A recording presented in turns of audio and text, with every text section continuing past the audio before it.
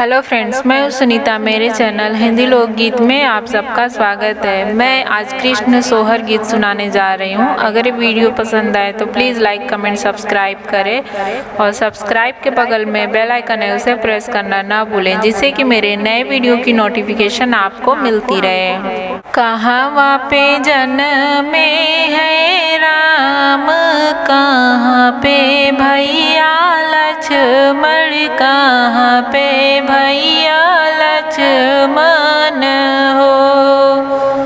कहाँ पे जन्मे है राम, कहाँ पे भैया लक्ष्मण, कहाँ पे भैया लक्ष्मण हो। बहिनी कहाँ पे जन्मे कन्हैया, बधैया भल बाजे, बधैया भल बाजई हो। बहिनी कहाँ पे जन्मे कन्हैया, बधैया भल बाजे, बधैया भल बाजई हो। अयोध्या में जन्मे है राम, वहीं पे भैया लक्ष्मण, वहीं पे भैया लक्ष्मण हो। अयोध्या में जन्मे है राम, वहीं पे भैया लक्ष्मण, वहीं पे भैया लक्ष्मण हो। बहिनी मथुरा में जन्मे कन्हैया, बधैया भल बाजे, बधैया भल बाजई हो। बहिनी मथुरा में जन्मे कन्हैया, बधैया भल बाजे, बधैया भल बाजई हो। के कर में जन्मे है राम, के करे भैया लक्ष्मण, के करे भैया लक्ष्मण हो। के कर में जन्मे है राम, के करे भैया लक्ष्मण, के करे भैया लक्ष्मण हो। बहिनी के करन जन्मे कन्हैया, बधैया भल बाजे, बधैया भल बाजई हो।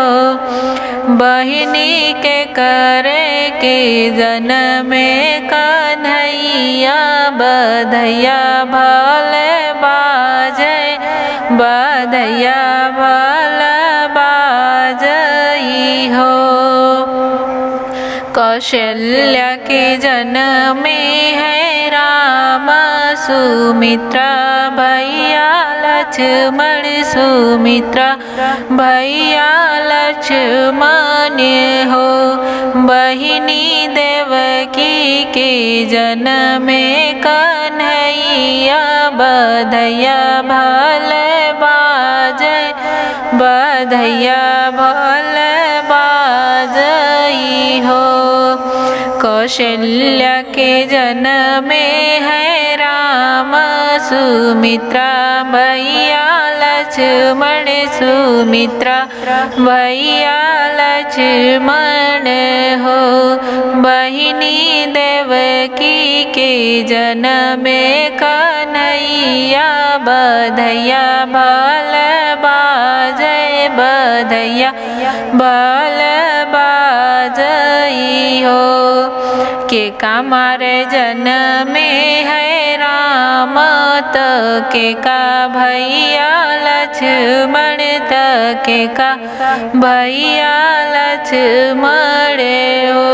बहिनी के कामारे जन्मे कन्हैया, बधैया भल बाजे, बधैया भल बाजई हो। के कमारे जन्मे है राम, तो के का भैया लक्ष्मण, तो के का भैया लक्ष्मण हो। बहिनी के कमारे जन्मे कन्हैया, बधैया भल बाजै, बधैया भल बाजई हो। मारे जन्मे है राम, घननद भैया लक्ष्मण, घननद भैया लक्ष्मण हो। बहिनी कंस मारे जन्मे कन्हैया, बधैया भल बाजै, बधैया भल बाजई हो। रावण मारे जन्मे है राम, घननद भैया लक्ष्मण, घननद भैया लक्ष्मण हो।